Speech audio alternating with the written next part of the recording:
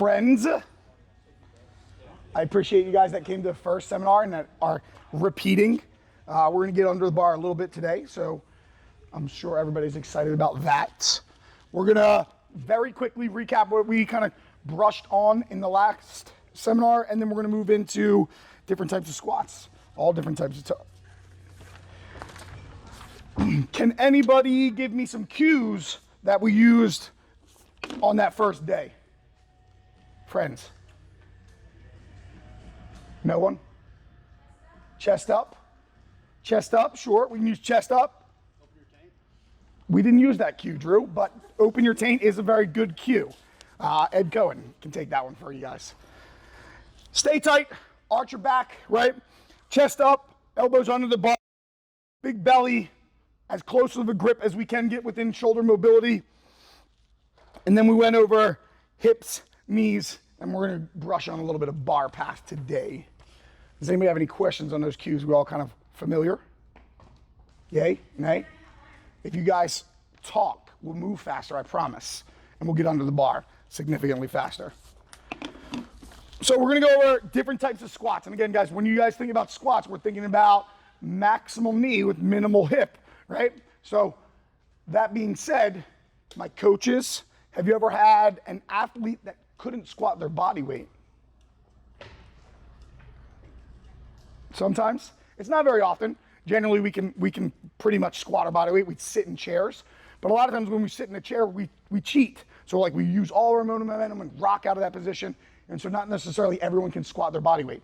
What would you do if you had an athlete that couldn't squat their body weight? Nobody? Try and address a different modality. Anybody else?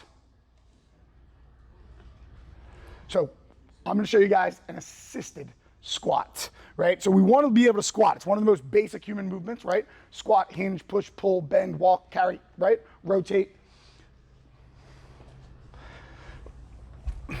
I do not need a band to help me, but bands come in all different tensions and weight loads, right? So to do an assisted squat, I'm just going to tether said band above my head. And again, I'm just using this band so you guys can see what's going on, right?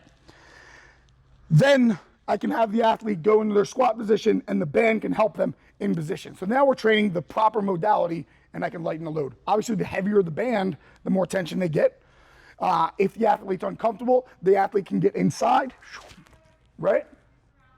And we can work. This is also great rehab, prehab techniques for injuries, right? So if we have an injury, we want to make sure that we're trying to build up as much strength as we can before we go into surgery, and vice versa. If we have a surgery coming up, we want to make sure that we're using proper techniques to scale to get back to moving most efficiently, right? So this would be my bare, basic, fundamental, I need to re-engineer someone's squat, right?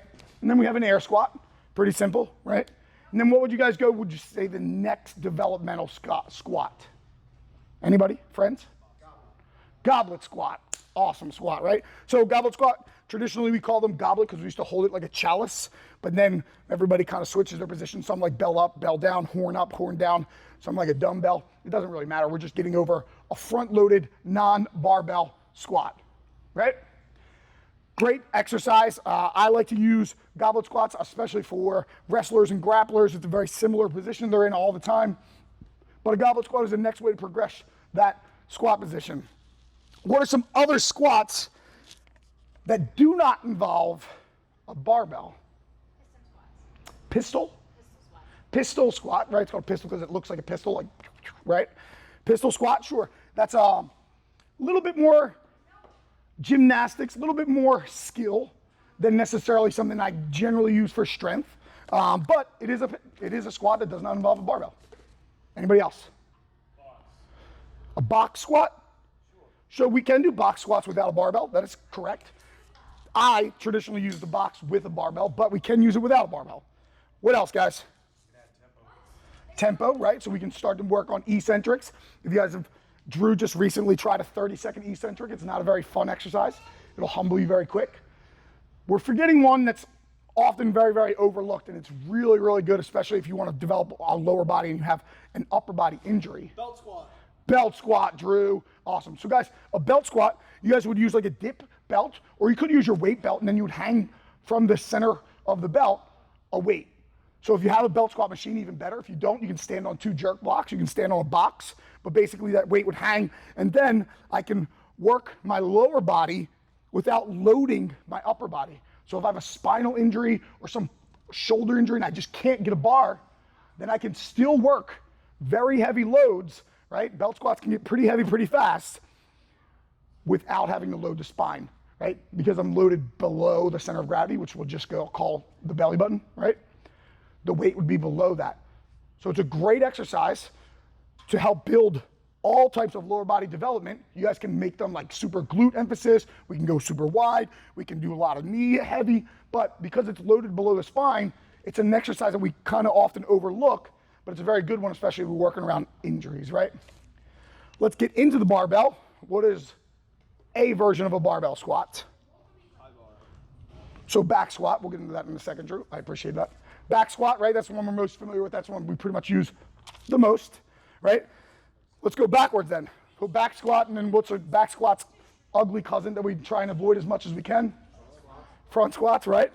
And then we have even worse than that. It's like the redheaded step cousin. Sorry for any of those. It's our overhead squat, right? Sorry, Mayor. That's all good. So then, and then we have one that's even worse than all of those, but we just generally ignore it. Zercher squat, right? So the Zercher squat, we're gonna go in our elbow pit. Again, I love this one. I train a lot of wrestlers and grapplers. This is a very similar position, double underhook position. It's a great position if you train wrestlers, grapplers. Also, again, we're really close to the center of gravity, so it's very less taxing on the spine, right? It's definitely upper back and bicep and arm taxing, but the spine doesn't take so much of a load because that load is close to my center of gravity when I start to hinge, right? So we got back squat, front squat, overhead squat, Zercher squat, belt squat, goblet squat, air squat, tempo squats, pistol squats, assisted squats. And then I guess my favorite is adding that box, right, to the box squat position. Questions on types of squats, guys, or one I missed? No? No questions on squats? Not even high bar? Not even low bar? There we go, guys. So high bar, low bar, without getting like super scientific, right? The difference, and I'm gonna turn my back to you guys for a second, is going to be where the bar sits on my back, right? So it's generally about 2 to 3 inches, depending on the human. Some guys have exaggerated positions, but like this would be a high bar. My shoulders are kind of free to rotate, right? I still am trying to keep a tight upper back, but the bar sits on top of my trap. Can everybody see what's going on? So then in a low bar, I'm gonna pinch those shoulder blades a teeny tiny bit tighter, and I'm actually gonna try my best to split the trap and the rear delt. And if you guys have a little bit of meat, you can kind of just wedge it right on there, and you guys can see I'm not using any fingers or thumbs, and it's kind of sitting there. So this would be low bar. High bar, low bar. Now, it is just 2 to 3 inches on my neck, but when we start getting in the squat, now we start getting the mechanics, it actually changes a lot, right? So I'm gonna preface this with neither of them are better or worse. I train low bar. A lot of my powerlifters train low bar. Jess, who just left, is a high bar squatter, and she's one of the best squatters of all time, actually statistically, right? Drew, who also just left, is a very, very great squatter. Also, he squats low bar. Jess squats high bar. There's plenty of world record holders. Ray Williams, one of the best squatters of all times, high bar, right? Blaine Sumner, also great squatter, 1,000+ pounds, low bar. So it's not like one's better or one's worse. They both have advantages and disadvantages. They both are mechanically different, even though they're both maximal knee, minimal hip, right? You will have to play around with what works best for your body. Generally, everyone can do both to some capacity, right? But at the higher level, if you're doing a squat that's just not meant for your body type, you're gonna be incurring either A, you're just constantly technically failing, you know you can move the weight and we just can't get it the way I want it to, or B, you're constantly in pain and your squat doesn't feel right. It just takes a long time to recover from squats because you're just not using the optimal bar path / bar position for your body, right? We're gonna get into a lot of that when I get you guys under the bar. I'm gonna briefly go over the difference in high bar, low bars here in a second. But again, I'm just prefacing it with there's no right, there's no wrong. You have to play around with both of them. And squatting has a lot of variables. We went over all the cues, and those are generals, right? But your limb length, actually, can you guys both stand up and put your beers down? Thanks. So Drew and Marshall, almost exact same height, very similar body type and frame, right? But where is your top of your hip, Drew? And then Marshall, where's the top of your hip? So like there's like a 3-inch gap there, right? That's gonna make a huge difference in the way that they squat. Dramatically different. So their torso lengths are different, right? And then if you guys could touch the top of your knees. So they're pretty similar in where their knee would bend, but then that means their femur and where it places in their hip socket is gonna be different, right? So that's gonna change the way they squat, ultimately. Even though they're both low bar, correct?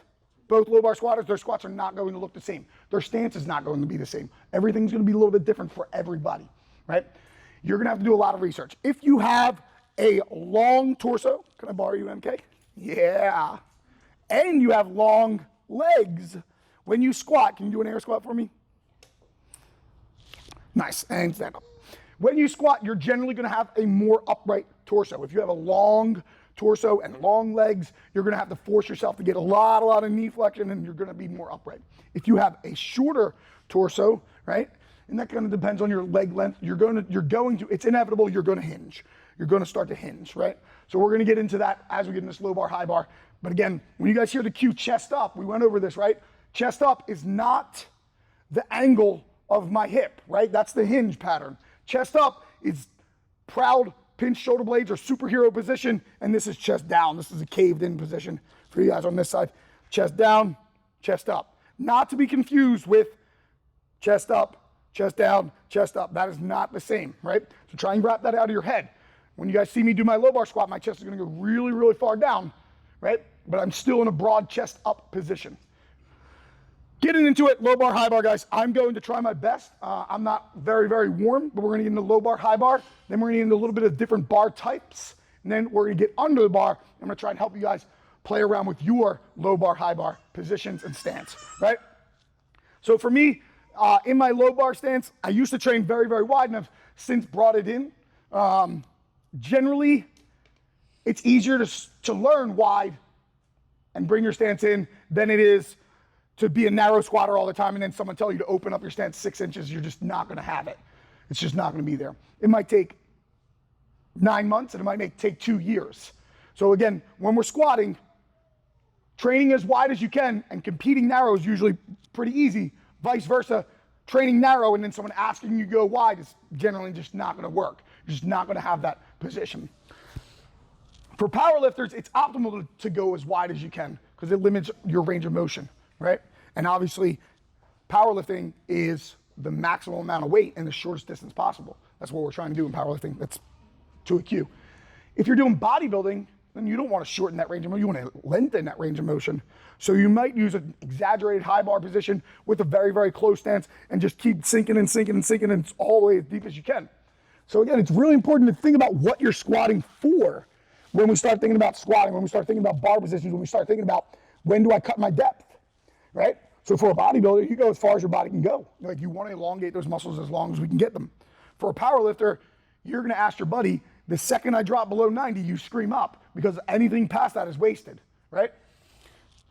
For an Olympic lifter, you guys are trying to, again, eliminate the distance, right? So if the bar comes all the way up to here, I could probably add a couple more kilos if I can drop it down to here and get under it. So there's going to be a pocket also of where you can recover your front squat. You don't want to catch with our buttholes on the ground. We want to be able to at least have some tension on our body. So you guys have to think about why we're squatting. If you guys are squatting for athleticism, like what sport do we play? Football, right? There's no like 1 rep max squat in the football. So you're squatting for leg development, for power and speed, correct? So it doesn't matter necessarily what the load on the bar is. It just matters the intensity of the exercise for him. So don't get so wrapped up over it has to be a low bar, it has to be high bar concept. You could actually probably develop enough leg power without ever back squatting ever. I'm not encouraging it, but I'm telling you, if you did it right, you could do it. So again, we got to pay attention to what we're squatting for and why we're squatting. And again, different squats, different people. It's super important to understand you cannot judge your squat on somebody else's squat because A, you don't know what they're doing. You don't know why they're squatting. They could be rehabbing a knee, and that's why they're squatting 5 inches above parallel. So squatting to here, they could be rehabbing a knee, and they're trying to purposely take tension off the knee. So don't judge someone off of why they're doing it, right? They could also be training for a very specific event. So strong men generally don't go below 90. There's no reason. Like when they do their picks, they're real tiny quarter squats. So there could be a reason he's training that very short range of motion. Or vice versa, if somebody's sinking all the way down and trying to pick stuff off the ground, there could be a reason that they're squatting extra deep for no reason. So just pay attention to that. We're gonna get in the high bar, low bar, and what they're gonna look like. I'm gonna try my best to move as efficiently as possible. So starting with high bar, right?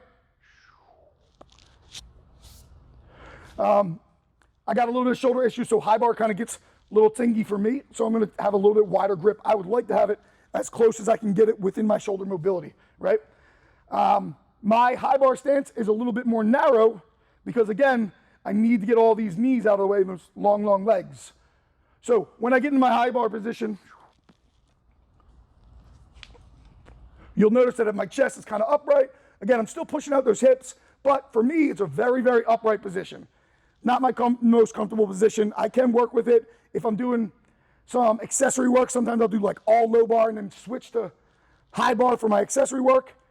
But for me, my low bar is a lot more comfortable. As I get in this position, I'm gonna open up my stance right outside the shoulder, and then you'll see this position, my chest is significantly more hinged. In both positions, I wanna make sure that this bar stays over my midfoot. So if I try and squat like a low bar, and I sit back with it in a high bar position, you'll notice that this bar is way in front of my knees and in front of my center of gravity. I'm gonna turn so you guys can see me over here, right? So if I start to sit back in a high bar position and there's weight on this bar, it's gonna want to tip me over, right? If I put that back into low bar position, you'll notice that it sits right over midfoot now, right? It looks like it's a nice strong position. And again, when I'm talking about midfoot, guys, the bar should be over mid-shoe, right? Depending on how much knee travel my thigh I'm looking at, that's okay. But it should be over mid-shoe. So when I'm in that high bar position, I have real vertical. Try my best to keep this over mid-shoe. Hiya. So I can still keep it over mid-shoe, right? I'm pretty close to mid-shoe here, but you can see I have a lot of knee travel and I'm kind of sunk into my position. There we go, right? As it starts getting heavier, I'm not gonna be able to keep my high bar position. It's just not gonna work for me. I'm gonna go back to that low bar position. The key is your bar path. Your bar path will tell you where your bar needs to be. So if you start naturally squatting and your bar's constantly pulling you forward, we're gonna pull that bar a couple of inches down there. Vice versa, if you're in a low bar position, you just constantly feel like you're falling backwards because you're sitting too far, we're gonna try and shift you a little bit forward into that high bar position. Questions on high bar, low bar, guys? No? Nothing? All right. Does everybody know what kind of bar this is? Ooh, almost. So this one's a power bar, specifically Ohio power bar, but really, really close, right? Center knurling, definitely gonna be there. So two things we're looking for, like center knurling. I know that this is a power bar because it weighs exactly 45 pounds as opposed to 20 kilos. Right? So they're gonna look very, very similar. The amount of whip and flex, this bar is very stiff. It does not have a lot of give in it.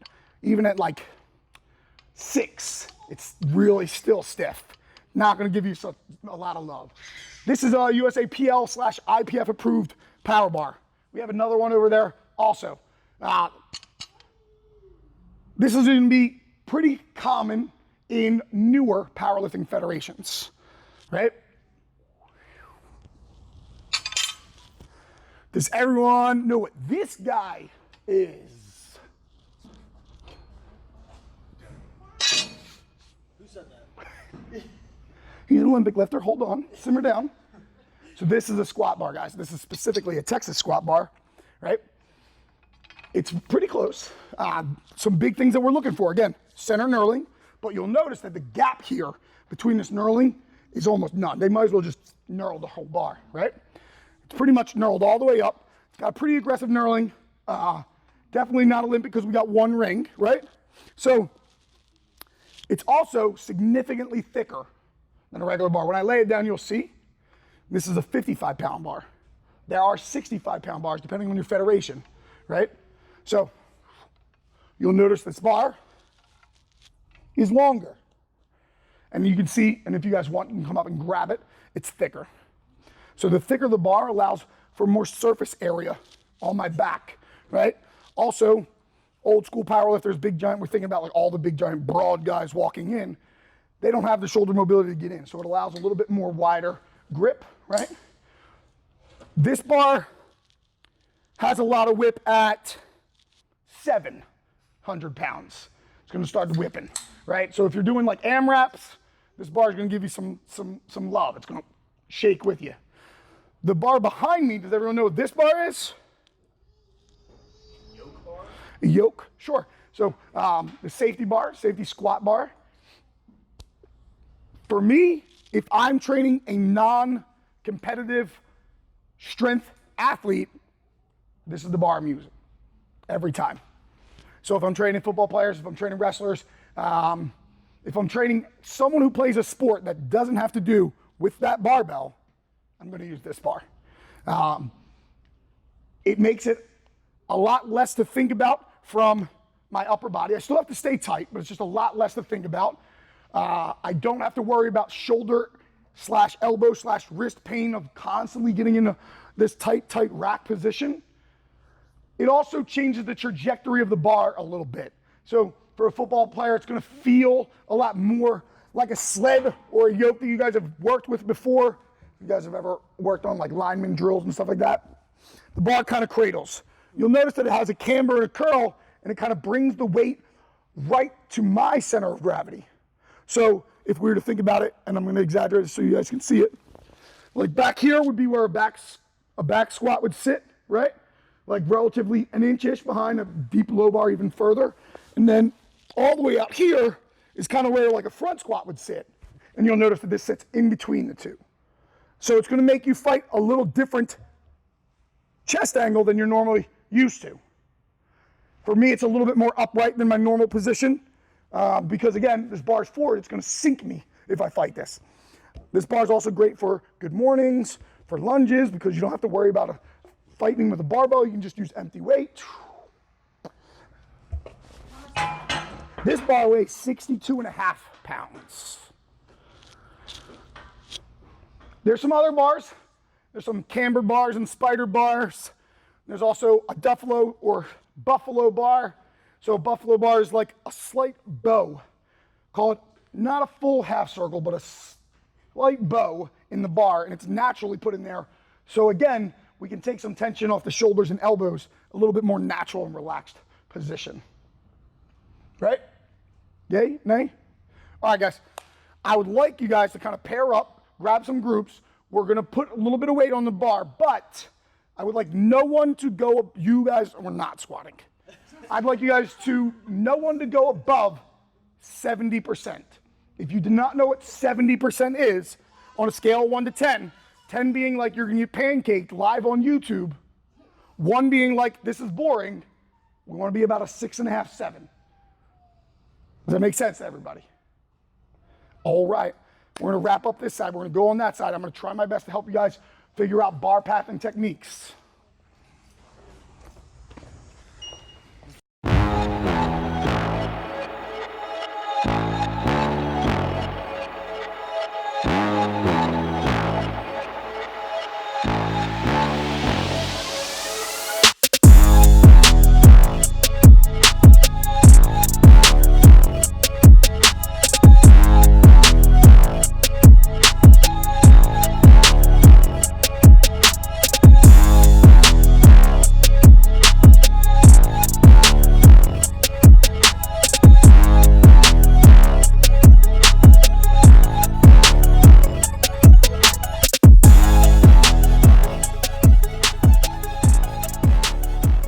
guys, that's all I got for today. I know it wasn't a lot of moving, but hopefully it was enough moving that you guys can feel where we need to adjust the bar, right?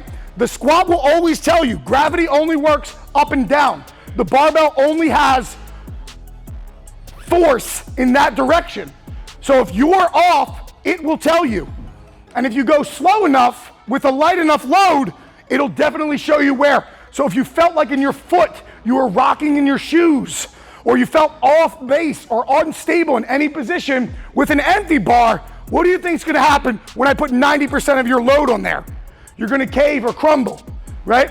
So currently, we don't have the time, capacity / staffing to let everybody work up to a max. We will on week 4, but this was one way that I can help you guys figure out where your flaws are, where your technique is gonna break down with just a very, very simple load. Do you guys have questions for me? Thank you guys for coming. Hopefully I'll see you all next Wednesday. Have a great night.